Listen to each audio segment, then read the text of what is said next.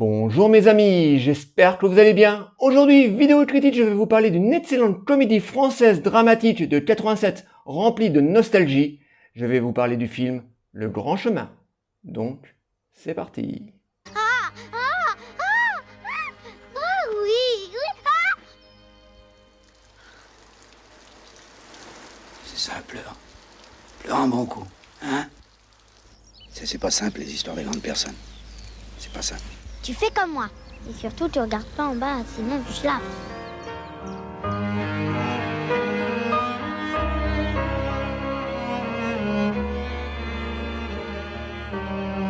Le Grand Chemin est un film réalisé en 1987 par Jean-Loup Hubert. On retrouve dans les rôles principaux Richard Bohringer, Anémone, Antoine Hubert et Vanessa Gunji. Le Grand Chemin est une très belle comédie remplie de nostalgie, remplie de tendresse, donc réalisée en 1987 par Jean-Loup Hubert, un réalisateur qui n'a pas eu une très grande carrière parce qu'il n'a fait que 4 films. Mais attention, voilà le film qu'il nous a réalisé là en 87, Le Grand Chemin. C'est un film qui est vraiment très très beau, que j'ai vu à l'époque à la télévision. Ouais, je ne l'ai pas vu en cinéma ni en cassette vidéo, mais à la télévision parce que il y a quelques années, il le passait très régulièrement sur les chaînes télé. Et là, c'est vrai que ça fait un petit moment qu'ils n'ont pas passé. Mais c'est un film que j'aime énormément parce que c'est vraiment un film qui est magnifique.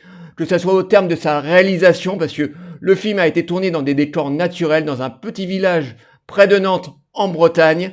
Le réalisateur nous délivre vraiment un film très très beau, très très tendre, très poétique, avec des comédiens vraiment au taquet. C'est tourné en été, il y a du soleil, il y a de la chaleur, on entend les cigales, c'est vraiment un film vraiment merveilleux. Donc l'histoire se situe en 1959, lui, 9 ans, est envoyé en vacances en Bretagne chez une amie à sa mère, Marcel. En compagnie de Martine, une gamine du village, le petit Parisien va découvrir la vie à la campagne. Entre Marcel et son mari Polo, les choses vont mal. Lui est le témoin de tensions qui déchirent le couple, mais il représente également l'espoir d'un nouveau départ. Voilà l'histoire très simple du Grand Chemin. Alors encore une fois, c'est une comédie dramatique que j'aime énormément parce que c'est vraiment très très beau. Le réalisateur nous délivre vraiment un très très beau film, que ce soit au terme donc de sa réalisation, au terme de ses acteurs, au terme de ses décors. C'est vraiment de l'orfèvre. Le réalisateur est vraiment très très doué. Il aurait mérité d'avoir une carrière beaucoup plus longue. Que 4 films dans une carrière, c'est vraiment pas beaucoup. Mais là, il nous délivre vraiment un film vraiment très très beau. Donc, au début de l'histoire, on suit les aventures de Louis, donc ce petit garçon qui va être déposé en vacances chez Marcel, une amie à sa maman qui est enceinte. Donc, elle va accoucher très bientôt, donc elle peut pas s'occuper de son petit garçon. Le petit Parisien, au début, on peut dire qu'il n'est pas très très enchanté de se retrouver dans un village qu'il ne connaît pas et des gens qu'il ne connaît pas. Donc au début, il traîne un petit peu la patte pour rester dans ce village. Mais très rapidement, il va trouver ses marques grâce à la petite Martine, donc une petite fille de 9 ans du village qui est très espiègle, qui va lui faire montrer tout plein de bêtises qu'on peut faire dans un village. Voilà, c'est une petite fille qui a de la suite dans les idées. Elle va lui faire montrer par exemple comment monter sur le toit d'une église pour aller pisser dans une gargouille, ou elle va le pousser à rentrer dans le cimetière du coin pour aller courir sur les tombes. Elle va lui apprendre à fabriquer du vin. Et la pire bêtise du film, elle va aller espionner avec lui sa grande sœur aînée qui est en train de faire un câlin dans une grange. Voilà. Donc ça amène de très très belles scènes comiques avec les enfants. Voilà, c'est en plus les jeunes acteurs sont vraiment au taquet. Voilà, on a l'impression qu'ils ne jouent pas les gamins, mais qu'ils sont vraiment naturels. On a vraiment l'impression d'avoir affaire à un petit Parisien qui vient de la ville et une petite villageoise qui vient de la campagne. Tellement les gamins sont excellents. Alors l'acteur qui joue Louis, c'est Antoine Hubert, qui n'est d'autre que le fils du réalisateur. Le gamin est vraiment très très juste, il est souriant, il est poli. Le gamin est vraiment à fond, vraiment, il est vraiment très très bon. La jeune actrice qui joue Martine, c'est Vanessa Gunji, donc c'est une actrice qui a continué sa carrière quelques années après. On l'a vu par exemple très souvent dans la série Kaamelott de Astier. Et elle joue donc Martine. Alors Martine est vraiment attachante. C'est vraiment le personnage que j'aime le plus dans ce film parce que c'est une gamine qui est vraiment très dévergondée, qui est très espiègle comme ça. Elle a beaucoup d'idées, surtout beaucoup de bêtises à faire. En plus, elle a un petit cheveu sur la langue qui lui donne vraiment une petite particularité et un gros charme. Donc l'actrice le joue vraiment très très bien. C'est pareil, elle est comme Antoine Hubert, elle est très naturelle. On a vraiment l'impression qu'elle n'est pas dirigée, on a l'impression que le réalisateur leur a laissé carte blanche. Enfin bon, si, bien sûr, les acteurs sont dirigés, mais on a un naturel dans leur jeu qui moi, me bluffe totalement. Donc on va voir dans une grande partie du film ces enfants qui vont pas arrêter de faire des bêtises, mais à côté, lui va arriver dans une famille, dans un couple qui est en train de se déchirer. Très rapidement, on va s'apercevoir qu'il y a un truc qui ne va pas dans ce couple, donc qui est formé par Richard Boringer et Anémone. Les deux acteurs nous dévoilent une prestation mais de très haute volée. D'ailleurs, les deux acteurs ont réussi à décrocher le César du meilleur acteur et de la meilleure actrice. Et franchement, ils ne volent pas du tout leur prix parce qu'ils sont tout bonnement extraordinaires. Et je n'exagère pas en disant extraordinaires. Ils sont vraiment très très bons. Et donc, ils forment un couple qui sont en train de se déchirer.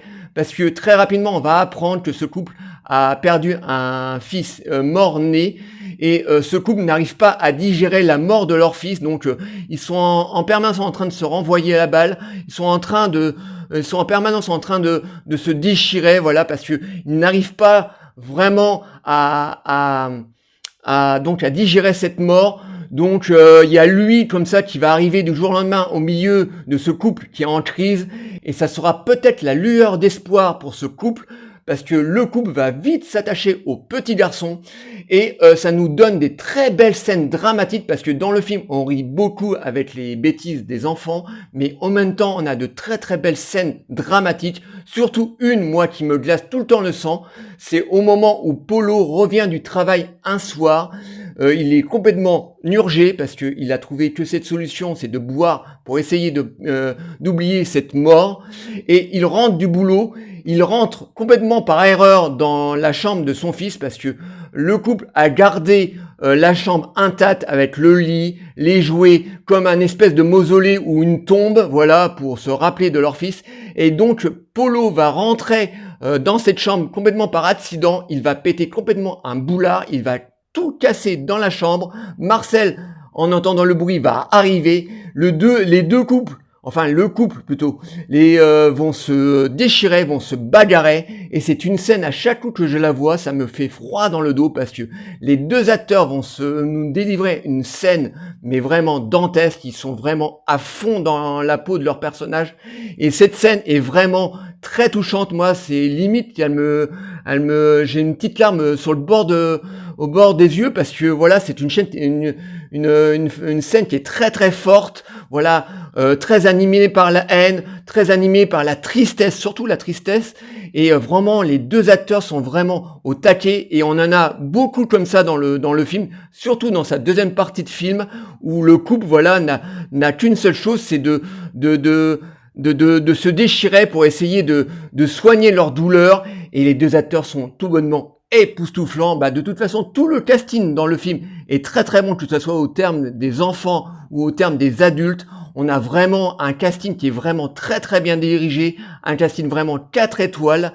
Le film est sorti donc en 87, a fait un carton au cinéma, 3 millions de spectateurs. Ensuite, il a cartonné en vidéo, donc c'était une très très bonne année pour Le Grand Chemin. Donc c'est une comédie que j'aime énormément. C'est une comédie dramatique, vraiment très touchante, voilà. En plus, l'époque où ça se trouve est très très bien retranscrit. On a vraiment l'impression de se retrouver dans un village des années 50. Donc si vous aimez les comédies dramatiques d'époque, avec des enfants qui font des bêtises et de très belles scènes touchantes et dramatiques, je pense que Le Grand Chemin est vraiment pour vous. Le film dure 1h40, on voit absolument pas le temps passer. Le film n'a pas pris une ride, il a pratiquement 30 ans.